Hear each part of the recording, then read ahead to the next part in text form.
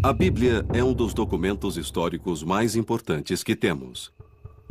Suas páginas contêm muitos fatos antigos e detalhes científicos. E referências intrigantes a tecnologias antigas e a eventos, muitos dos quais são considerados impossíveis. Mas, quem sabe? O exame dos textos bíblicos pode revelar os segredos desses mistérios. A Torre de Babel era real? Os israelitas poderiam tê-la construído mais alto do que tudo na terra? Davi poderia ter matado Golias do modo descrito na Bíblia? Os antigos sabiam como criar milagrosamente fogo a partir da água? A Arca da Aliança poderia ter voado com uma ciência tão misteriosa que só hoje está sendo redescoberta? A tecnologia da Terra Santa será examinada quando recriarmos os fenômenos sobrenaturais com tecnologia de ponta e decodificarmos as palavras da Bíblia. Inventos da Antiguidade investiga a ciência contida na Bíblia. Inventos da Antiguidade.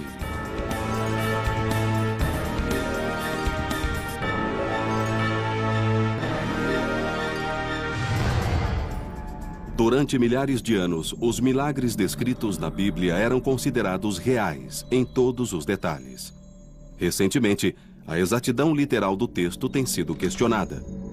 Muitos creem que as histórias são simbólicas. O significado é verdadeiro, mas os detalhes são exagerados. Mas talvez as palavras dessa escritura sejam mais precisas do que se pensa. Nossos ancestrais tinham um conhecimento científico avançado do mundo em que viviam. Inventos da Antiguidade usará esse conhecimento para descobrir se os detalhes fantásticos da Bíblia são cientificamente possíveis. Essa jornada começa literalmente no topo da arquitetura antiga.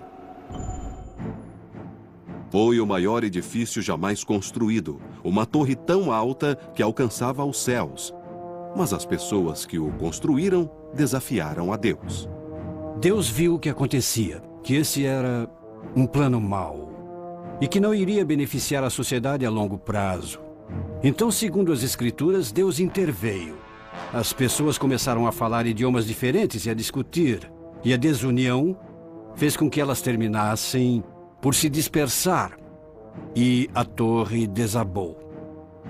Era chamada de Torre de Babel, e alguns acham que realmente existiu. Hoje, o prédio mais alto do mundo, o Burj Dubai, tem mais de 600 metros de altura. A ciência poderá mostrar que a Torre de Babel era ainda mais alta? A Torre de Babel era como um dos arranha-céus que temos hoje em nossas cidades, nos quais muitas vezes o topo está coberto pelas nuvens. Eles diziam que era tão alta que chegava aos céus. Vamos edificar uma cidade com uma torre que alcance os céus. Os historiadores e arqueólogos modernos acham que a história é um exagero. Mas e se a ciência provasse que os antigos tinham tecnologia para uma construção tão grande? É crucial testar as técnicas e materiais antigos para descobrir seus limites. Usando informações extraídas da Bíblia, os pesquisadores usarão a ciência moderna para calcular até qual altura os engenheiros antigos podiam construir. A história diz que, quando eles foram construir a torre, utilizaram tijolos. Que altura um prédio de tijolos antigos poderia ter? Se alguém quisesse descobrir a altura de um prédio que se poderia construir com um material frágil como tijolos, poderia ter uma ideia sobre isso, calculando o peso de um tijolo e depois descobrindo quantos tijolos poderiam ser empilhados, mesmo antes que começassem a rachar demais até cair e o alicerce não suportasse e começasse a desabar. O primeiro passo é reproduzir um tijolo antigo. Lynn Hobbs é professor de Ciência dos Materiais no Instituto de Tecnologia de Massachusetts. Ele está fazendo um tijolo de argila seco ao sol com a técnica usada há 3.000 anos. palha e areia são acrescentadas para dar liga à argila e fortalecer o tijolo. O próximo passo é secá-lo, e o modo mais fácil de fazer isso é deixá-lo ao sol, para que o tijolo endureça. Para calcular a altura máxima de um prédio feito com esses tijolos, é preciso descobrir a resistência de um tijolo. Para isso, o professor Hobbs usa uma prensa que aperta o tijolo até que ele quebre. A carga máxima que este tijolo suportou foi de 400 quilos em 12 centímetros quadrados. Esse é o peso que um único tijolo pode suportar verticalmente. Isso significa que um tijolo colocado poderia suportar 400 vezes 5 ou 2.000 quilos. Cada tijolo pesa 500 gramas e poderiam ser empilhados até 4.000 tijolos de altura. Se tivermos 4.000 tijolos, cada um com 3 centímetros e 7 milímetros de altura, teríamos 150 metros. 150 metros é a altura do Monumento de Washington, mas evidências arqueológicas sugerem que a Torre de Babel podia ser mais alta. O Iraque e a Síria atuais situam-se na Mesopotâmia Antiga, uma terra que ainda hoje tem ruínas de grandes estruturas chamadas zigurats. Os zigurats eram os arranha-céus da Mesopotâmia. No topo, havia templos onde se acreditava que os deuses moravam. Os que ainda existem hoje foram datados como sendo da mesma época da história da Torre de Babel. Eles foram construídos ao redor de 2000 a.C. Os zigurats ainda existem graças à sua sólida estrutura piramidal. Os zigurates fazem parte de uma antiga tradição. E assim as pessoas do antigo Iraque tinham muita experiência em lidar com as plataformas. Eles sabiam que para aumentar o peso das plataformas, era preciso expandir a base. Construções com uma base ampla, como as grandes pirâmides de Giza, sustentam o peso melhor do que as torres retas, pois são mais estáveis e podem ser mais altas. Uma pirâmide poderia ser 3 vezes mais alta do que uma torre.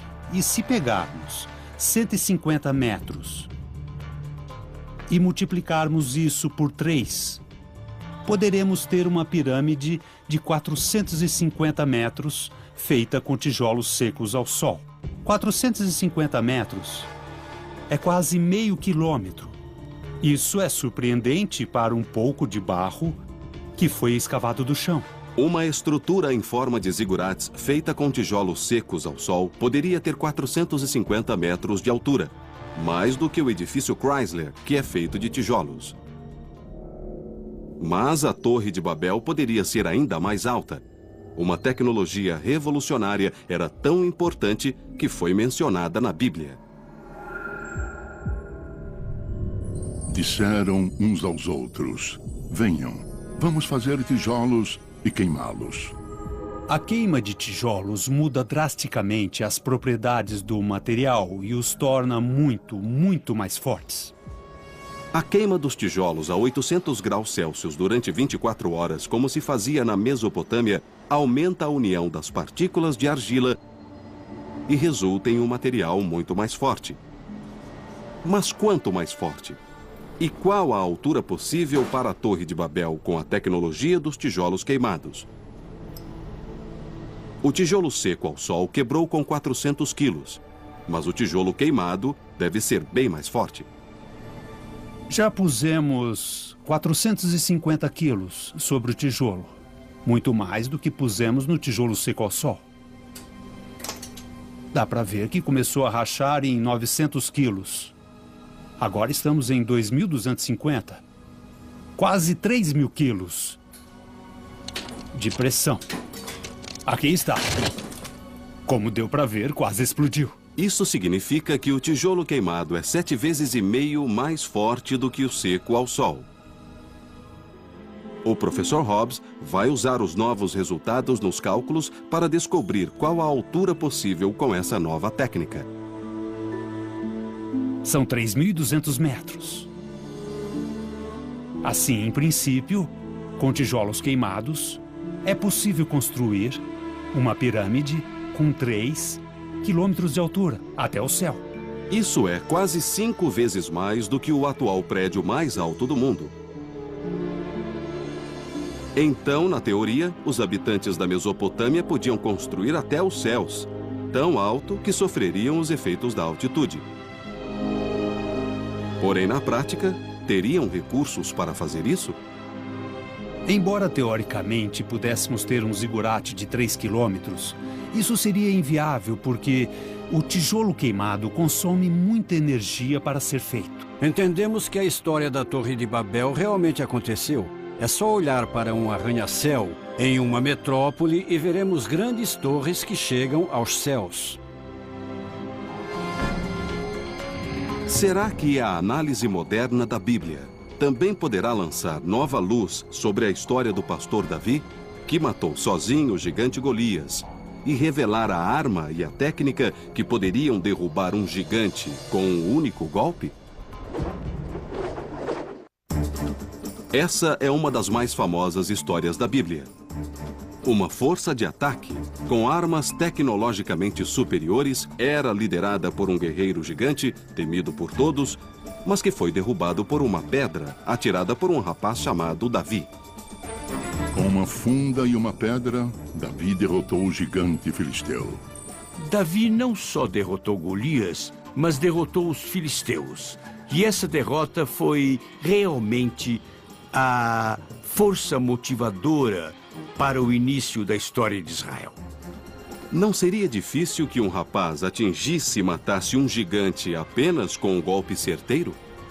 A funda é uma arma ignorada e subestimada do mundo antigo. Mas como era barata, era uma arma dos povos pobres. Porém, era incrivelmente efetiva. 2 grandes exércitos estavam frente a frente à beira da batalha. Por que um rapaz lutou contra um gigante? Era o século 11 a.C. e o povo de Israel enfrentava os filisteus. Os filisteus vinham da área das Ilhas Egeias, equipados com as armas tecnológicas mais modernas, contra um país bem pequeno e sabidamente fraco. Golias estava coberto por uma armadura de bronze. Ele tinha uma armadura enorme e forte que pesava, pelo que é mencionado na Bíblia, aproximadamente 56 quilos. Então dá para ver que era um homem incrivelmente grande e uma monstruosa criatura. Quando Golias propôs que a batalha fosse decidida por um só combate, Davi se ofereceu. Mas ele não era um rapaz qualquer. Ele se tornou o rei Davi e tem uma das biografias mais completas na Bíblia. Eu acho que Davi tinha um plano, porque ele mencionou a Saul. Eu vou lidar com Golias como faço com os ursos e os lobos que atacam o rebanho. Agora o meu rebanho é o exército israelita. Minha arma é a funda, e lá estão o lobo e o urso. Inventos da Antiguidade vai usar tecnologia moderna e indicações bíblicas para descobrir a técnica de Davi. Primeiro, temos de encontrar a funda perfeita para o combate. O modelo mais avançado da Antiguidade era adaptado para a força extra. Este dispositivo que estou segurando é um fustíbalo, que é basicamente uma funda que está presa a um longo bastão. Este bastão dá maior alcance e maior potência ao fustíbalo, e por isso ele era usado com projéteis mais pesados, como as bombas primitivas, lançadas nos campos de batalha antigos. Esta seria a melhor arma para Davi usar contra Golias? Acho que a ideia de que Davi teria usado um fustíbalo é bem improvável. Essa não é uma arma precisa. Costumo pensar que um fundeiro altamente treinado e qualificado era como os atiradores de elite atuais e que conseguiam lançar um projétil bem pequeno com incrível precisão. Então Davi precisava de uma funda. As fundas que eram usadas no Oriente Próximo durante a Idade do Bronze eram muito parecidas com esta, feita de cânhamo trançado. Esse é o tipo de projétil que era usado na Judéia, em Israel. Procurava-se um tamanho e uma forma bem específicos. Esta tem uma forma oval e regular. Isso melhora a aerodinâmica do projétil, aumentando a precisão. É preciso um certo peso para fazer com que o projétil fique no bolso da funda firmemente. Se for leve demais, ele irá cair quando se girar a funda para trás. Se for pesado demais, não irá muito rápido ao ser lançado. Então a pedra ideal fica entre esses dois parâmetros. Ele escolheu 5 pedras lisas no riacho e, com uma funda na mão, aproximou-se do filisteu. Agora temos uma funda e uma pedra similares às de Davi, e podemos testar a arma. Louis Pons Livermore é o campeão de funda das Ilhas Baleares, lar dos maiores fundeiros do mundo. As Ilhas Baleares têm a fama de terem os melhores fundeiros do mundo antigo. Eles têm um conhecimento herdado do uso da funda. Louis viajou para a Terra Santa para testar o poder destruidor de uma réplica da funda e da pedra da época. Ele está experimentando a técnica que Davi teria usado para derrubar Golias. A funda é como uma extensão do braço. Ela tem 3 partes. Um anel que fica aqui, depois tem a parte média onde pomos a pedra e termina com um nó aqui. Colocamos o dedo médio aqui. E seguramos como uma pinça, sem agarrar. A pedra é colocada na parte mais alta. Giramos 3 vezes, esticamos o braço e abrimos a mão. O estalido que ouvimos é um ruído sônico. Tanta potência liberada que a funda chega a quebrar a barreira do som. Louis ergueu um alvo de 2,5 metros, cuja testa é representada por um dispositivo que mede a força do impacto. Ela tem apenas 29 centímetros quadrados, equivalente à parte da testa de Golias não protegida pela armadura. O dispositivo dirá a Louis com qual força atingiu Golias. Então, quanta força será necessária para matar com uma pedra do tamanho e da forma certas para uma funda?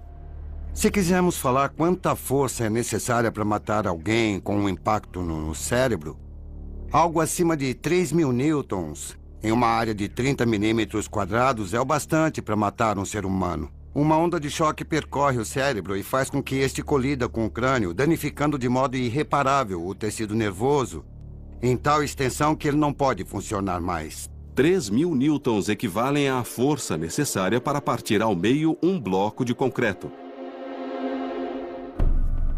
Louis apronta sua funda para o teste. O alvo é pequeno e equivale à única parte do corpo de Golias não protegida pela armadura.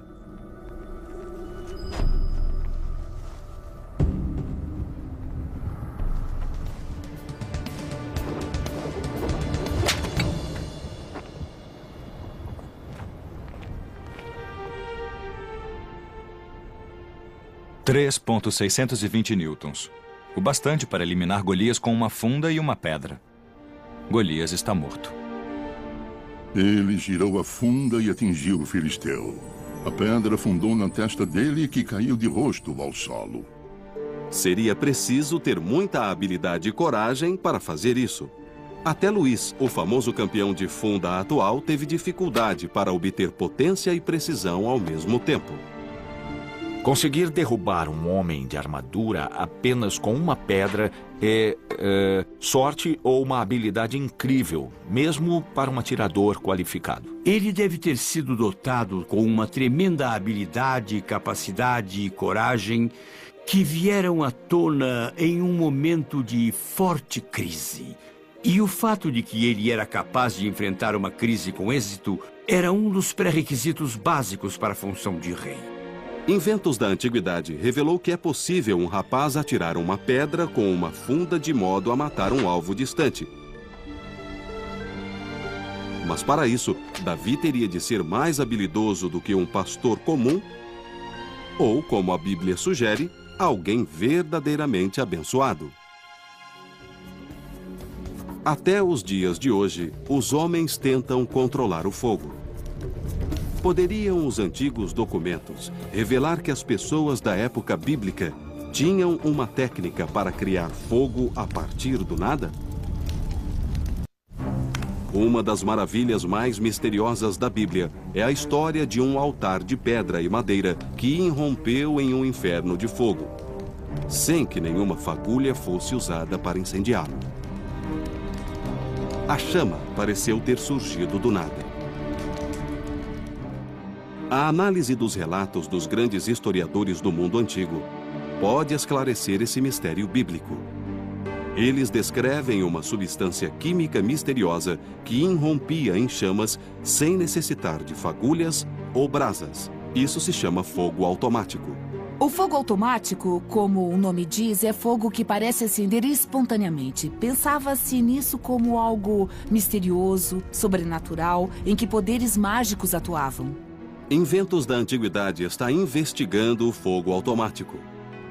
A história começa há 3.000 anos no Monte Carmelo, em Israel.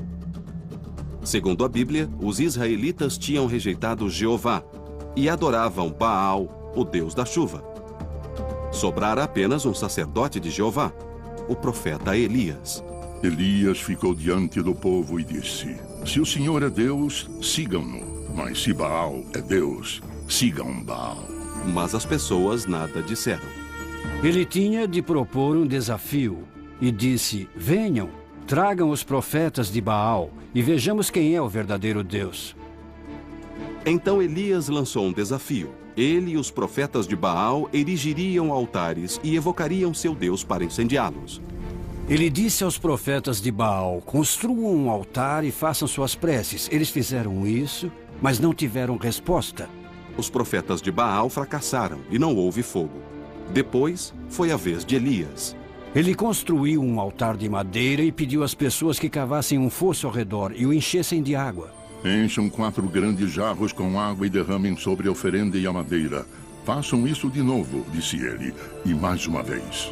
Então ele rezou: salve-nos, ouça nossas preces. O fogo surgiu do céu e consumiu todo o altar. Elias os fez voltar a acreditar em Deus. Fogo em um altar embebido com água? Será possível que a água tenha aceso a chama? Usamos água para apagar o fogo, mas às vezes a água pode criar um incêndio. Qual substância teriam no mundo antigo com essa qualidade sobrenatural? Documentos do ano 232 a.C. contêm pistas sobre a substância mística do fogo automático. Júlio Africanus era um homem que morava em Jerusalém e falou sobre o fogo automático. Acho que isso provavelmente era uma mistura de nafta, enxofre e cal. Como isso era muito potente, as receitas do fogo automático sempre foram muito bem guardadas. O segredo permaneceu oculto por centenas de anos, até que no século I d.C., os historiadores romanos Plínio e Lívio escreveram sobre a mistura mágica que acendia com água. Usando esses relatos e as substâncias que descrevem, tentaremos descobrir o segredo do fogo automático. Tim Gallagher é o coordenador de Química na Universidade de Bristol. Ele fez experimentos usando apenas as substâncias disponíveis na época de Elias. Temos 3 componentes: óxido de cálcio ou cal, enxofre e nafta. Esses são os componentes mencionados nos textos antigos. O enxofre e a nafta ocorrem na natureza e a cal vem da queima do calcário. Nós vamos tentar criar um fogo. Combinamos esses componentes e adicionamos água. O jeito mais fácil de começar um fogo com água é ter uma reação que gere muito calor. Em princípio, esse calor poderia inflamar alguma coisa que esteja perto e seja inflamável. O fogo começa quando um combustível é submetido ao calor. Bem, ao misturarmos a água com a cal, geramos muito calor. A reação da água com a cal é altamente exotérmica. Uma reação exotérmica libera calor para a atmosfera. Isso acontece porque se formam vínculos químicos entre a água e o cálcio na cal. O que eu vou fazer agora é fritar um ovo com o calor que é gerado pela cal. Está acima de 260 graus Celsius agora. Eu não achava que pudesse gerar tanto calor tão rapidamente. Se gerar esse calor na presença de algo inflamável, então pode ter um modo de gerar fogo com água. Mas nós não temos aqui algo que vá pegar fogo. Tim vai refazer esse teste com 2 combustíveis, nafta e enxofre, esperando que inflamem com o calor gerado. Esse experimento será em maior escala, pois Tim construiu uma réplica do altar de Elias. O altar é formado por 12 grandes pedras que representam as 12 tribos de Israel. Acrescentamos a cal nessa faixa estreita.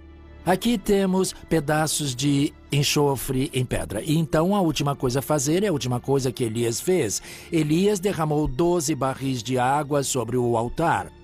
Achamos que parte desta água era nafta, pois ela parece água e derrama como água. E depois vamos tentar acendê-lo com o calor gerado ao acrescentar a água à cal. A cal e a água precisam elevar a temperatura acima de 230 graus Celsius a fim de inflamar o enxofre. Depois disso, a nafta e o altar devem irromper em chamas. No laboratório, a reação de cal atingiu 275 graus Celsius. E então, em teoria, o experimento deve ter êxito. Mas ele não é tentado na prática há milhares de anos.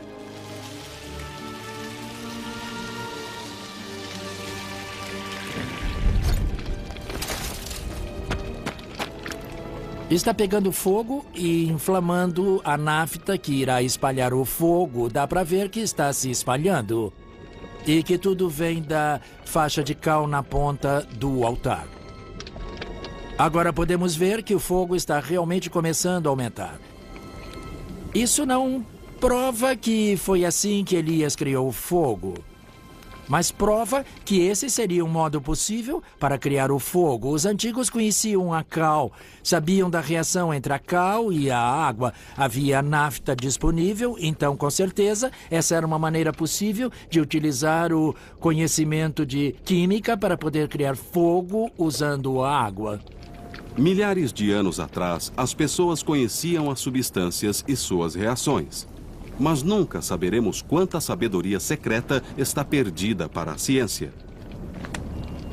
Outro segredo da época diz respeito a uma das primeiras armas biológicas. Um mel tóxico usado pelos exércitos antigos para envenenar o inimigo. Abelhas, vespas e marimbondos assustam todos nós. Ainda hoje, as abelhas matam 100 pessoas todos os anos. Na época bíblica, os líderes usavam esse medo para aterrorizar o inimigo. Na Bíblia, se ler todas as referências a abelhas, você verá que algumas delas apresentam as abelhas como um perigo e mesmo uma arma de guerra. Eu enviarei vespas à sua frente e isso afastará os hivitas, os cananeus e os hititas de seu caminho. As pessoas criaram várias formas de usar abelhas. Elas as prendiam em pequenos potes de barro que eram como granadas de mão. Elas prendiam colmeias a catapultas e as atiravam nas cidades. Um relato antigo do historiador grego Strabo mostra que essa arma tinha outras aplicações. Em 67 a.C., ocorreu algo no norte da Turquia que os historiadores ainda debatem. Um dos exemplos mais estranhos da guerra biológica foi usado contra os romanos e envolvia uma engenhosa armadilha. Aconteceram formas diversificadas de lutas por poder durante a história romana. Muitos reis estavam descontentes com seu quinhão e se rebelaram. Uma dessas rebeliões foi liderada pelo rei Mitridates, que era um dos maiores inimigos de Roma. Ele dava mesmo trabalho aos romanos. O general romano Pompeu, o Grande, liderou um exército contra o rei Mitridates. Depois de um ano de batalha, os exércitos chegaram ao norte da Turquia. Os romanos estavam em vantagem e Mitridates recuou, mas ele foi muito esperto e deixou potes de mel ao longo do caminho. Os romanos avançaram e encontraram o que consideraram um tributo do inimigo mais fraco. Comeram o mel, mas ele era intensamente tóxico. Esse mel poderia ser uma arma biológica? Os soldados ficaram um pouco loucos, como se estivessem altos, bêbados e muito agitados. Depois, alguns vomitaram e tiveram diarreia e ficaram muito agitados de novo. Isso tudo durou uns 3 dias. A própria Bíblia contém um alerta sobre essa arma biológica. Você achou mel? Coma apenas o necessário, pois se comer demais, irá vomitar. Como o mel pode ser tóxico? A resposta está nos arbustos de rododendro comuns no norte da Turquia. Existem muitos exemplos de toxinas naturais e o arbusto de rododendro é capaz de produzir toxinas naturais. Essas toxinas são chamadas terpenoides e estão no néctar coletado pelas abelhas. Esses terpenoides podem se incorporar ao mel feito com um néctar que as abelhas coletaram nos arbustos de rododendro. Para entender como a intoxicação por terpenoides afeta o corpo, Inventos da Antiguidade achou uma cobaia humana, o ex-militar David Shaw. Ele tomará 400 mililitros de uma solução de terpenoides sob supervisão médica. Eu tô bem ansioso mesmo. Eu sei que eu vou dar um passo no desconhecido. Os efeitos colaterais do teste são tontura leve, transpiração, vômitos e também coma. David será acompanhado pelo Dr. Adam Cunliffe no Laboratório de Desempenho Humano da Universidade de Westminster, no centro de Londres. Ele fará um teste que levará seu sistema cardiovascular e sua coordenação ao limite. O teste será feito 2 vezes, antes e depois de tomar os terpenoides. David vai correr a 16 km por hora durante 10 minutos. O teste mede o batimento cardíaco e o consumo de oxigênio. Seu batimento cardíaco no teste foi 164 em média. E também vemos o consumo de oxigênio, que foi cerca de 3,8 litros por minuto. Este é o oxigênio necessário para o funcionamento do músculo. Então, quanto mais trabalhar, mais oxigênio irá consumir. David está em ótima forma física, como estavam os soldados romanos. Os resultados do teste estão acima da média. Mas qual efeito os terpenoides terão em seu corpo? Os terpenoides são muito tóxicos e ele só pode fazer isto sob supervisão médica. Não faça isto em casa. Queremos ver se o desempenho é afetado. David parece um pouco instável na esteira. Ele está tendo dificuldade para ficar no centro da esteira. O batimento cardíaco está 10 batidas mais alto por minuto do que estava no experimento anterior. E a troca respiratória está bem mais elevada do que no outro teste. O desempenho na esteira foi significativamente afetado de um modo negativo.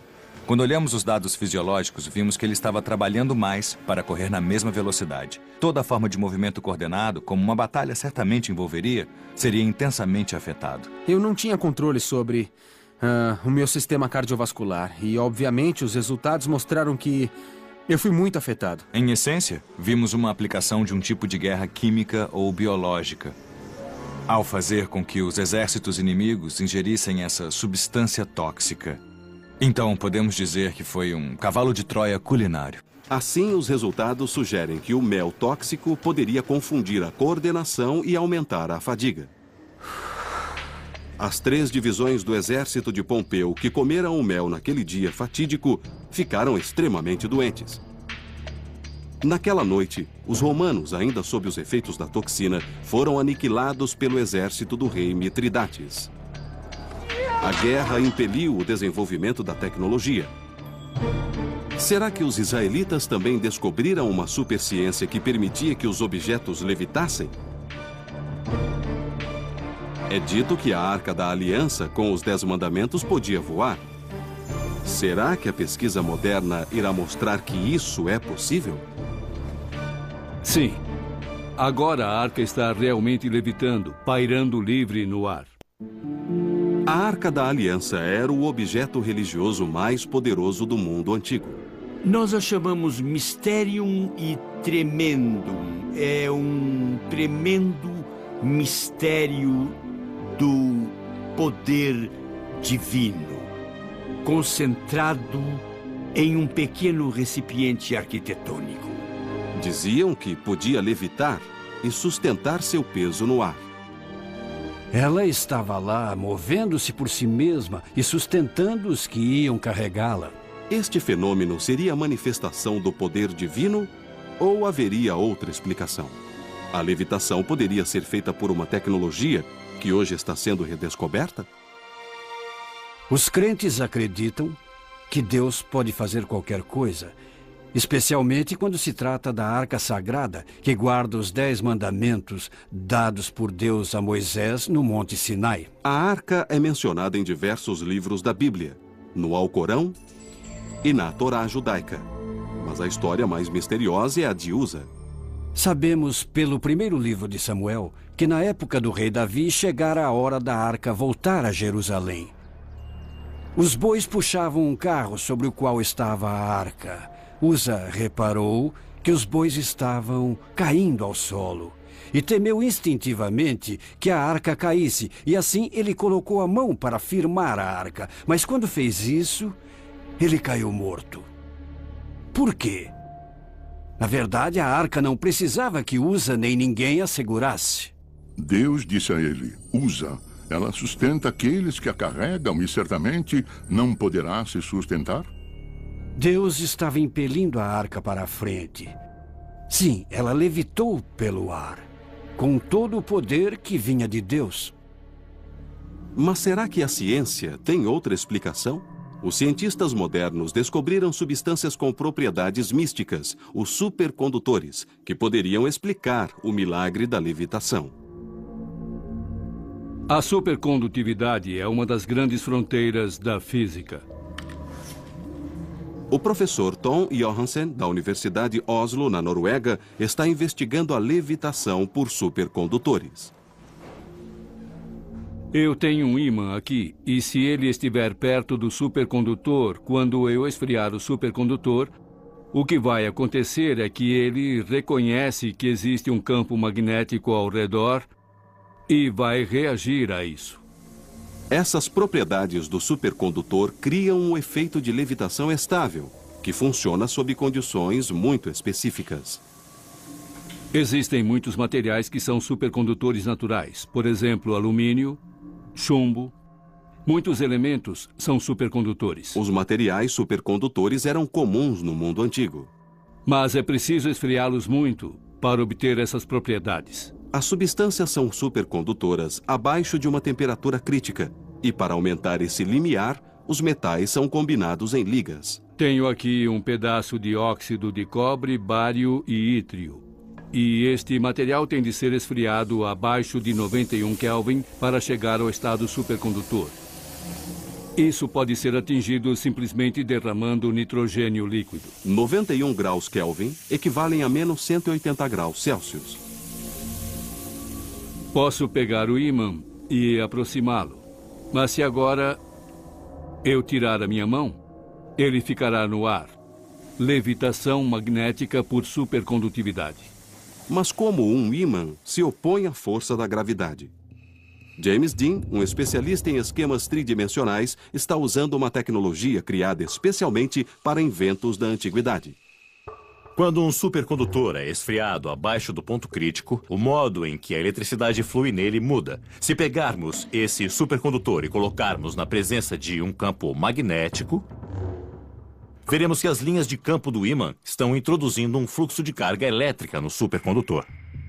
Essas correntes formam tornados de carga ou vórtices no campo magnético que passa por elas. Se nos aproximarmos para olhar de perto, dá para ver que os vórtices de corrente que o campo magnético induziu estão passando por todos os pequenos defeitos que encontram no supercondutor. Esses defeitos prendem os vórtices e, portanto, o campo magnético no lugar. Se nós movermos o ímã, vamos mover também o campo magnético com ele. Isso significa que os vórtices serão arrastados de seus lugares e vão resistir ao movimento. E se empurrarmos e puxarmos, podemos ver que está tentando voltar ao seu lugar. De fato, vemos que qualquer força que tente mover o ímã e o campo magnético encontrará uma força oposta que tenta colocá-lo em seu lugar de origem.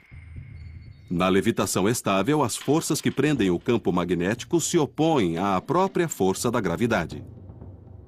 Assim, o ímã está preso no lugar porque o campo magnético está preso e ele levita sobre o supercondutor. Se o supercondutor se mover, o ímã irá segui-lo voando à mesma altura ao longo de um plano. O ímã não só levita, mas também se move de modo estável no ar. Será que os israelitas dominavam essa ciência 3.000 anos atrás? Quase sempre, ao olharmos a antiga tecnologia, nos surpreendemos com a engenhosidade e a habilidade que tinham na produção de objetos. A metalurgia dessa época era muito sofisticada. A guerra no Oriente Médio Antigo impulsionava o progresso. Os processos de fundição buscavam produzir ligas melhores para as armas. Será que os israelitas descobriram essa ciência por acaso? Essa não seria a primeira tecnologia antiga a intrigar os historiadores. Bem recentemente examinamos as pontas de lança da Idade do Bronze e sua fundição refinada. Tentamos encontrar uma fundição moderna que pudesse reproduzi-las. Todas tiveram muitos problemas para chegar perto da qualidade que os antigos metalúrgicos obtinham. Será que a Arca da Aliança levitava com uma tecnologia perdida? Faremos um teste. Tom construiu um modelo da arca e irá usar a levitação estável. Levitar a arca é um grande desafio porque é um objeto grande e pesado. E isso nunca foi feito antes. Eu prendi 4 ímãs fortes no fundo da arca e eles vão interagir com os supercondutores que vemos aqui. Coloquei um espaçador no meio para ter um vazio entre a arca e o supercondutor que vou esfriar.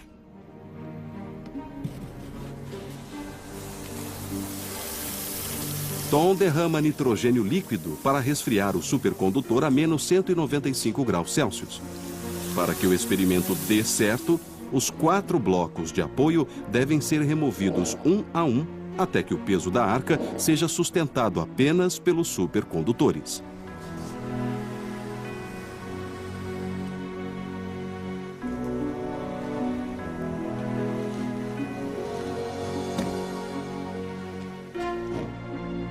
Sim.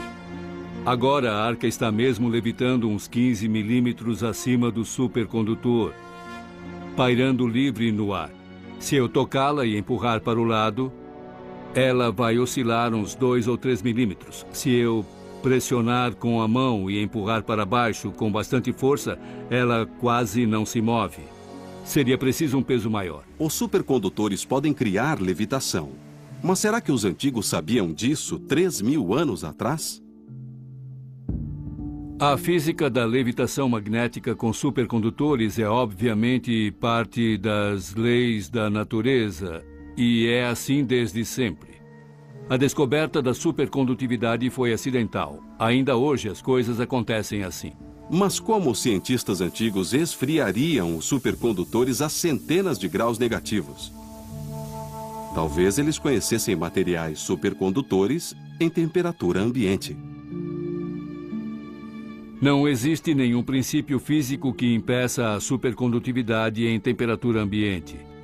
Pode ser que as pessoas não conhecessem esse material, mas não podemos dizer que fosse impossível. Deus trabalha de diferentes modos e às vezes podemos ter um feito extraordinário vindo do céu. Às vezes vemos algo que está nas leis da natureza acontecer. Os dois vêm de Deus. O fato de a arca poder mover-se sozinha é um testemunho da grandeza de Deus. Não é mágica, mas é uma física muito fascinante. A ciência moderna sempre ajuda a confirmar os detalhes e fatos que estão na Bíblia. Existem detalhes na ciência moderna que são incompatíveis com os relatos bíblicos de eventos, mas quase sempre a ciência moderna pode ajudar a fortalecer a fé e confirmar o que está na Bíblia. Os mistérios da Bíblia intrigam cientistas e historiadores há milênios. Mas o Livro Santo também traz pistas para antigas civilizações, culturas e tecnologias dos tempos bíblicos. Os estudiosos modernos usaram essas evidências para pesquisar a história e mostrar que os antigos dominavam a química, a metalurgia, armas biológicas e tinham tecnologia para construir até os céus. O mundo moderno usa a tecnologia para reviver um mundo antigo e revelar a ciência contida na Bíblia. Dá para ver que começou a rachar em 900 quilos. Agora estamos em 2.250. Quase 3.000 quilos de pressão. Aqui está. Como deu para ver, quase explodiu. Isso significa que o tijolo queimado é 7,5 vezes mais forte do que o seco ao sol. O professor Hobbs vai usar os novos resultados nos cálculos para descobrir qual a altura possível com essa nova técnica. São 3.200 metros. Assim, em princípio, com tijolos queimados, é possível construir uma pirâmide com 3 quilômetros de altura até o céu. Isso é quase 5 vezes mais do que o atual prédio mais alto do mundo. Então, na teoria, os habitantes da Mesopotâmia podiam construir até os céus, tão alto que sofreriam os efeitos da altitude. Porém, na prática, teriam recursos para fazer isso? Embora teoricamente pudéssemos ter um zigurate de 3 quilômetros, isso seria inviável porque o tijolo queimado consome muita energia para ser feito. Entendemos que a história da Torre de Babel realmente aconteceu. É só olhar para um arranha-céu em uma metrópole e veremos grandes torres que chegam aos céus.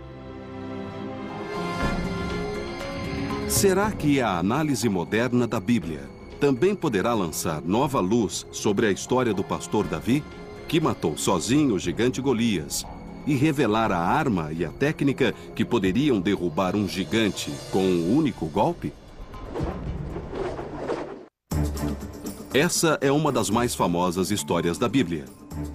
Uma força de ataque, com armas tecnologicamente superiores, era liderada por um guerreiro gigante, temido por todos, mas que foi derrubado por uma pedra atirada por um rapaz chamado Davi. Com uma funda e uma pedra, Davi derrotou o gigante filisteu. Davi não só derrotou Golias, mas derrotou os filisteus. E essa derrota foi realmente a força motivadora para o início da história de Israel. Não seria difícil que um rapaz atingisse e matasse um gigante apenas com um golpe certeiro? A funda é uma arma ignorada e subestimada do mundo antigo, mas como era barata, era uma arma dos povos pobres. Porém, era incrivelmente efetiva. 2 grandes exércitos estavam frente a frente à beira da batalha. Por que um rapaz lutou contra um gigante? Era o século 11 a.C. e o povo de Israel enfrentava os filisteus. Que morava em Jerusalém e falou sobre o fogo automático. Acho que isso provavelmente era uma mistura de nafta, enxofre e cal. Como isso era muito potente, as receitas do fogo automático sempre foram muito bem guardadas. O segredo permaneceu oculto por centenas de anos, até que no século I depois de Cristo, os historiadores romanos Plínio e Lívio escreveram sobre a mistura mágica que acendia com água. Usando esses relatos e as substâncias que descrevem, tentaremos descobrir o segredo do fogo automático. Tim Gallagher é o coordenador de química na Universidade de Bristol. Ele fez experimentos usando apenas as substâncias disponíveis na época de Elias. Temos 3 componentes: óxido de cálcio ou cal, enxofre e nafta. Esses são os componentes mencionados nos textos antigos. O enxofre e a nafta ocorrem na natureza e a cal vem da queima do calcário. Nós vamos tentar criar um fogo. Combinamos esses componentes e adicionamos água. O jeito mais fácil de começar um fogo com água é ter uma reação que gere muito calor. Em princípio, esse calor poderia inflamar alguma coisa que esteja perto e seja inflamável. O fogo começa quando um combustível é submetido ao calor. Bem, ao misturarmos a água com a cal, geramos muito calor.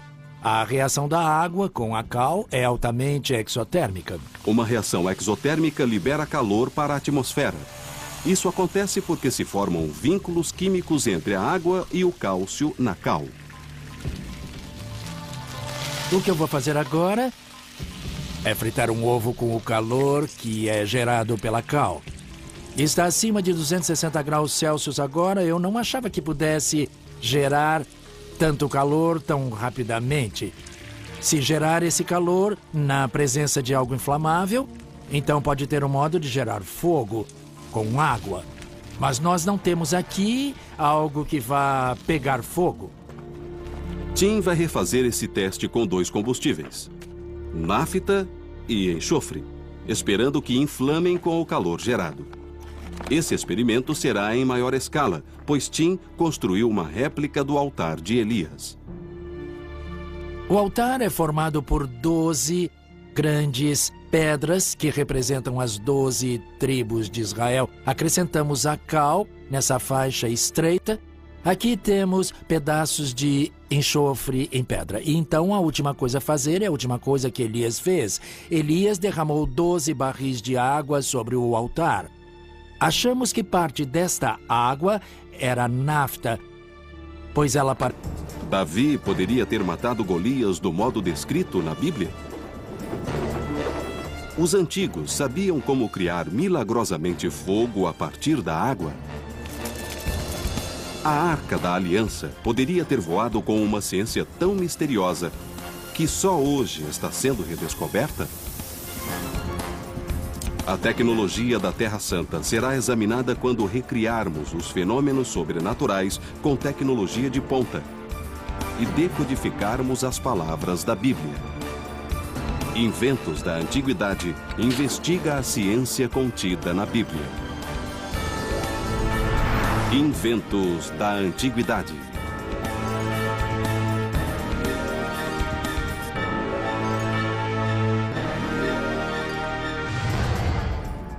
Durante milhares de anos, os milagres descritos na Bíblia eram considerados reais em todos os detalhes. Recentemente, a exatidão literal do texto tem sido questionada. Muitos creem que as histórias são simbólicas. O significado é verdadeiro, mas os detalhes são exagerados. Mas talvez as palavras dessa escritura sejam mais precisas do que se pensa. Nossos ancestrais tinham um conhecimento científico avançado do mundo em que viviam. Inventos da Antiguidade usará esse conhecimento para descobrir se os detalhes fantásticos da Bíblia são cientificamente possíveis. Essa jornada começa literalmente no topo da arquitetura antiga. Foi o maior edifício jamais construído, uma torre tão alta que alcançava os céus. Mas as pessoas que o construíram desafiaram a Deus. Deus viu o que acontecia, que esse era um plano mau e que não iria beneficiar a sociedade a longo prazo. Então, segundo as Escrituras, Deus interveio. As pessoas começaram a falar idiomas diferentes e a discutir, e a desunião fez com que elas terminassem por se dispersar, e a torre desabou. Era chamada de Torre de Babel, e alguns acham que realmente existiu. Hoje, o prédio mais alto do mundo, o Burj Dubai, tem mais de 600 metros de altura. A ciência poderá mostrar que a Torre de Babel era ainda mais alta? A Torre de Babel era como um dos arranha-céus que temos hoje em nossas cidades, nos quais muitas vezes o topo está coberto pelas nuvens. Eles diziam que era tão alta que chegava aos céus. Vamos edificar uma cidade com uma torre que alcance os céus. Os historiadores e arqueólogos modernos acham que a história é um exagero. Mas e se a ciência provasse que grandes exércitos estavam frente a frente à beira da batalha? Por que um rapaz lutou contra um gigante? Era o século 11 a.C. e o povo de Israel enfrentava os filisteus.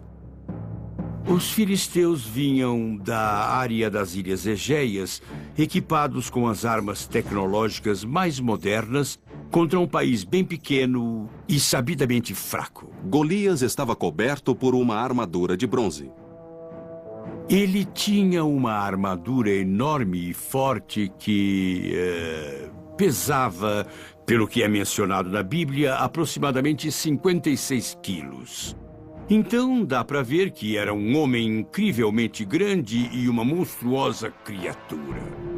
Quando Golias propôs que a batalha fosse decidida por um só combate, Davi se ofereceu. Mas ele não era um rapaz qualquer.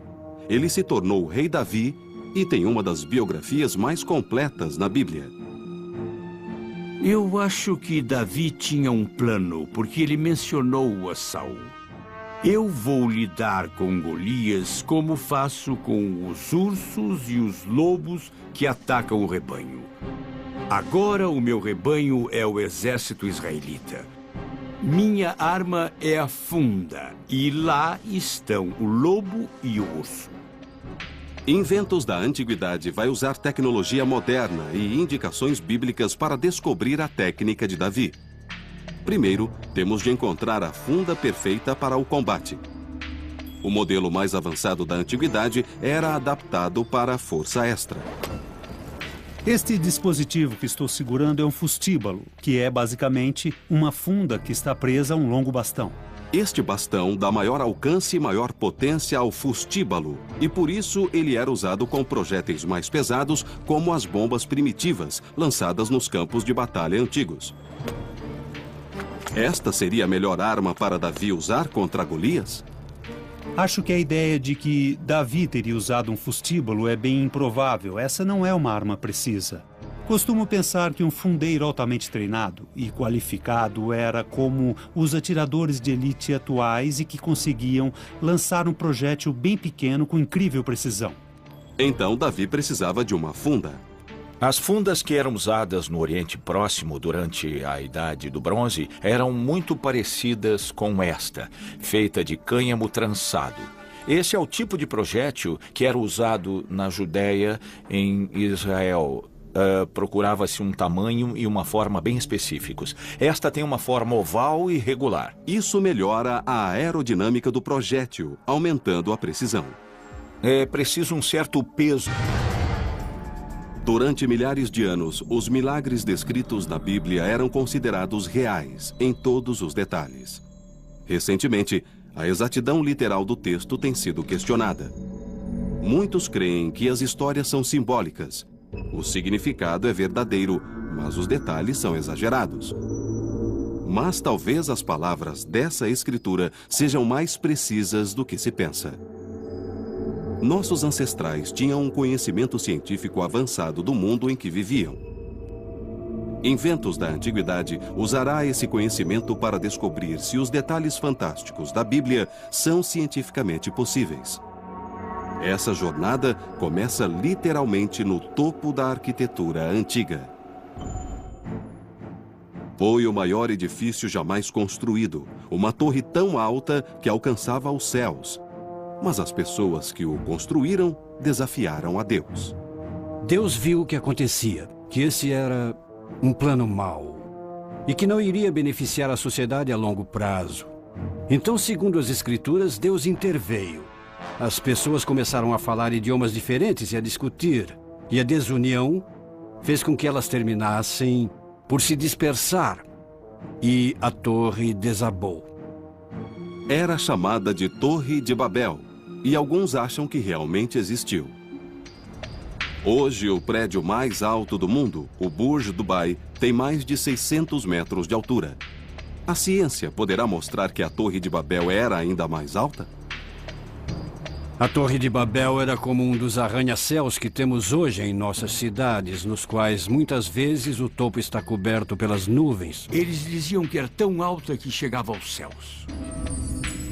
Vamos edificar uma cidade com uma torre que alcance os céus. Os historiadores e arqueólogos modernos acham que a história é um exagero. Mas e se a ciência provasse que os antigos tinham tecnologia para uma construção tão grande? É crucial testar as técnicas e materiais antigos para descobrir seus limites. Usando informações extraídas da Bíblia, os pesquisadores usarão a ciência moderna para calcular até qual altura os engenheiros antigos podiam construir. A história diz que, quando eles foram construir a torre, utilizaram tijolos. Que altura um prédio de tijolos antigos poderia ter? Se alguém quisesse descobrir a altura de um prédio que se poderia construir com um material frágil como tijolos, poderia ter uma ideia sobre isso, calculando o peso de um tijolo e depois descobrindo quantos tijolos poderiam ser empilhados. Durante 24 horas, como se fazia na Mesopotâmia, aumenta a união das partículas de argila e resulta em um material muito mais forte. Mas quanto mais forte? E qual a altura possível para a Torre de Babel com a tecnologia dos tijolos queimados? O tijolo seco ao sol quebrou com 400 quilos, mas o tijolo queimado deve ser bem mais forte. Já pusemos 450 quilos sobre o tijolo, muito mais do que pusemos no tijolo seco ao sol. Dá para ver que começou a rachar em 900 quilos. Agora estamos em 2.250. Quase 3.000 quilos de pressão. Aqui está. Como deu para ver, quase explodiu. Isso significa que o tijolo queimado é 7,5 vezes mais forte do que o seco ao sol. O professor Hobbs vai usar os novos resultados nos cálculos para descobrir qual a altura possível com essa nova técnica. São 3.200 metros. Assim, em princípio, com tijolos queimados, é possível construir uma pirâmide com 3 quilômetros de altura até o céu. Isso é quase 5 vezes mais do que o atual prédio mais alto do mundo. Então, na teoria, os habitantes da Mesopotâmia podiam construir até os céus, tão alto que sofreriam os efeitos da altitude. Porém, na prática, teriam recursos para fazer isso? Embora teoricamente pudéssemos ter um zigurate de 3 quilômetros, isso seria inviável porque o tijolo queimado consome muita energia para ser feito. Entendemos que a história da Torre de Babel realmente aconteceu. É só olhar para um arranha-céu em uma metrópole e veremos grandes torres que chegam aos céus.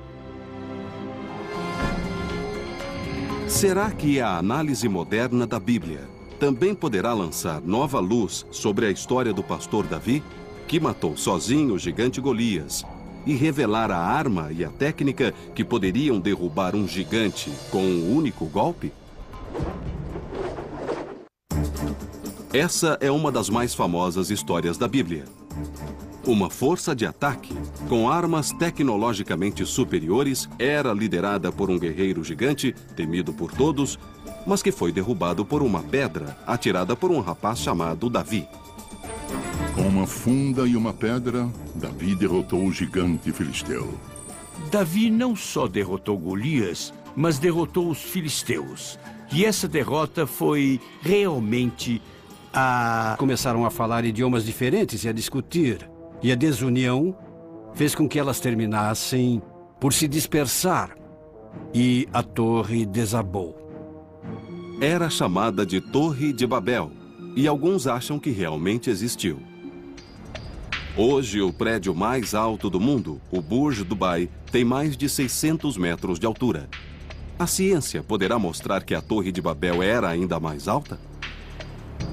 A Torre de Babel era como um dos arranha-céus que temos hoje em nossas cidades, nos quais muitas vezes o topo está coberto pelas nuvens. Eles diziam que era tão alta que chegava aos céus. Vamos edificar uma cidade com uma torre que alcance os céus. Os historiadores e arqueólogos modernos acham que a história é um exagero. Mas e se a ciência provasse que os antigos tinham tecnologia para uma construção tão grande? É crucial testar as técnicas e materiais antigos para descobrir seus limites. Usando informações extraídas da Bíblia, os pesquisadores usarão a ciência moderna para calcular até qual altura os engenheiros antigos podiam construir. A história diz que, quando eles foram construir a torre, utilizaram tijolos. Que altura um prédio de tijolos antigos poderia ter? Se alguém quisesse descobrir a altura de um prédio que se poderia construir com um material frágil como tijolos, Poderia ter uma ideia sobre isso, calculando o peso de um tijolo e depois descobrindo quantos tijolos poderiam ser empilhados, mesmo antes que começassem a rachar demais até cair e o alicerce não suportasse e começasse a desabar. O primeiro passo é reproduzir um tijolo antigo. Lynn Hobbs é professor de ciência dos materiais no Instituto de Tecnologia de Massachusetts. Ele está fazendo um tijolo de argila seco ao sol com a técnica usada há 3.000 anos. Palha e areia são acrescentadas para dar liga à argila e fortalecer o tijolo. O próximo passo é secá-lo, e o modo mais fácil de fazer isso é deixá-lo ao sol, para que o tijolo endureça. Para calcular a altura máxima de um prédio feito com esses tijolos, é preciso descobrir a resistência de um tijolo. Para isso, o professor Hobbs usa uma prensa que aperta o tijolo até que ele quebre. A carga máxima que este tijolo suportou foi de 400 quilos em 12 centímetros quadrados. Esse é o peso que um único tijolo pode suportar verticalmente. Isso significa que um tijolo é o coordenador de química na Universidade de Bristol. Ele fez experimentos usando apenas as substâncias disponíveis na época de Elias. Temos 3 componentes: óxido de cálcio ou cal, enxofre e nafta. Esses são os componentes mencionados nos textos antigos. O enxofre e a nafta ocorrem na natureza e a cal vem da queima do calcário. Nós vamos tentar criar um fogo. Combinamos esses componentes e adicionamos água. O jeito mais fácil de começar um fogo com água é ter uma reação que gere muito calor. Em princípio, esse calor poderia inflamar alguma coisa que esteja perto e seja inflamável. O fogo começa quando um combustível é submetido ao calor. Bem, ao misturarmos a água com a cal, geramos muito calor. A reação da água com a cal é altamente exotérmica. Uma reação exotérmica libera calor para a atmosfera. Isso acontece porque se formam vínculos químicos entre a água e o cálcio na cal. O que eu vou fazer agora é fritar um ovo com o calor que é gerado pela cal. Está acima de 260 graus Celsius agora. Eu não achava que pudesse gerar tanto calor tão rapidamente. Se gerar esse calor na presença de algo inflamável, então pode ter um modo de gerar fogo com água. Mas nós não temos aqui algo que vá pegar fogo. Tim vai refazer esse teste com 2 combustíveis, nafta e enxofre, esperando que inflamem com o calor gerado. Esse experimento será em maior escala, pois Tim construiu uma réplica do altar de Elias. O altar é formado por 12 grandes pedras que representam as 12 tribos de Israel. Acrescentamos a cal nessa faixa estreita. Aqui temos pedaços de enxofre em pedra. E então a última coisa a fazer é a última coisa que Elias fez. Elias derramou 12 barris de água sobre o altar. Achamos que parte desta água era nafta, pois ela parece água e derrama como água. E depois vamos tentar acendê-lo com o calor gerado ao acrescentar a água à cal. A cal e a água precisam elevar a temperatura acima de 230 graus Celsius a fim de inflamar o enxofre. Depois disso, a nafta e o altar devem irromper em chamas. No laboratório, a reação de cal atingiu 275 graus Celsius. E então, em teoria, o experimento deve ter êxito. Mas ele não é tentado na prática há milhares de anos. Babel com a tecnologia dos tijolos queimados. O tijolo seco ao sol quebrou com 400 quilos, mas o tijolo queimado deve ser bem mais forte. Já pusemos 450 quilos sobre o tijolo, muito mais do que pusemos no tijolo seco ao sol. Dá para ver que começou a rachar em 900 quilos. Agora estamos em 2.250. Quase 3.000 quilos de pressão. Aqui está. Como deu para ver, quase explodiu. Isso significa que o tijolo queimado é 7,5 vezes mais forte do que o seco ao sol. O professor Hobbs vai usar os novos resultados nos cálculos para descobrir qual a altura possível com essa nova técnica. São 3.200 metros. Assim, em princípio, com tijolos queimados, é possível construir uma pirâmide com 3 quilômetros de altura até o céu. Isso é quase 5 vezes mais do que o atual prédio mais alto do mundo. Então, na teoria, os habitantes da Mesopotâmia podiam construir até os céus, tão alto que sofreriam os efeitos da altitude. Porém, na prática, teriam recursos para fazer isso? Embora teoricamente pudéssemos ter um zigurate de 3 quilômetros, isso seria inviável porque o tijolo queimado consome muita energia para ser feito. Entendemos que a história da Torre de Babel realmente aconteceu. É só olhar para um arranha-céu em uma metrópole e veremos grandes torres que chegam aos céus. Será que a análise moderna da Bíblia também poderá lançar nova luz sobre a história do pastor Davi, que matou sozinho o gigante Golias, e revelar a arma e a técnica que poderiam derrubar um gigante com um único golpe? Essa é uma das mais famosas histórias da Bíblia. Uma força de ataque, com armas tecnologicamente superiores, era liderada por um guerreiro gigante, temido por todos, mas que foi derrubado por uma pedra atirada por um rapaz chamado Davi. Com uma funda e uma pedra, Davi derrotou o gigante filisteu. Davi não só derrotou Golias, mas derrotou os filisteus. E essa derrota foi realmente a força motivadora para o início da história de Israel. Não seria difícil que um rapaz atingisse e matasse um gigante apenas com um golpe certeiro? A funda é uma arma ignorada e subestimada. A fama de terem os melhores fundeiros do mundo antigo. Eles têm um conhecimento herdado do uso da funda. Luiz viajou para a Terra Santa para testar o poder destruidor de uma réplica da funda e da pedra da época. Ele está experimentando a técnica que Davi teria usado para derrubar Golias. A funda é como uma extensão do braço. Ela tem 3 partes. Um anel que fica aqui, depois tem a parte média onde pomos a pedra e termina com um nó aqui. Colocamos o dedo médio aqui. E seguramos como uma pinça, sem agarrar. A pedra é colocada na parte mais alta. Giramos 3 vezes, esticamos o braço e abrimos a mão. O estalido que ouvimos é um ruído sônico. Tanta potência liberada que a funda chega a quebrar a barreira do som.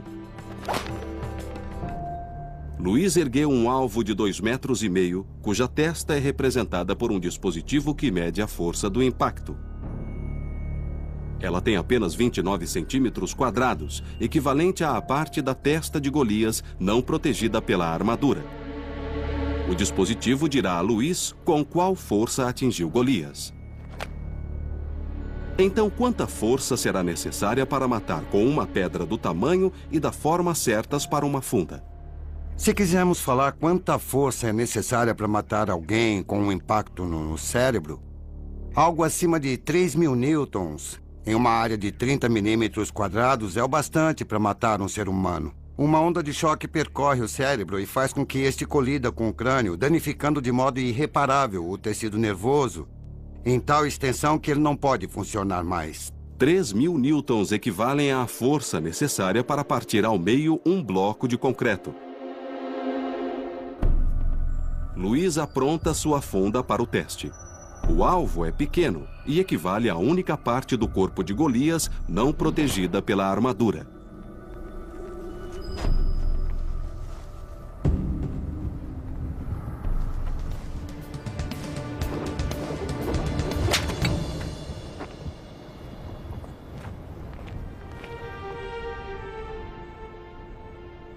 3,620 newtons. O bastante para eliminar Golias com uma funda e uma pedra. Golias está morto. Ele girou a funda e atingiu o filisteu. A pedra afundou na testa dele, que caiu de rosto ao solo. Seria preciso ter muita habilidade e coragem para fazer isso. Até Luís, o famoso campeão de funda atual, teve dificuldade para obter potência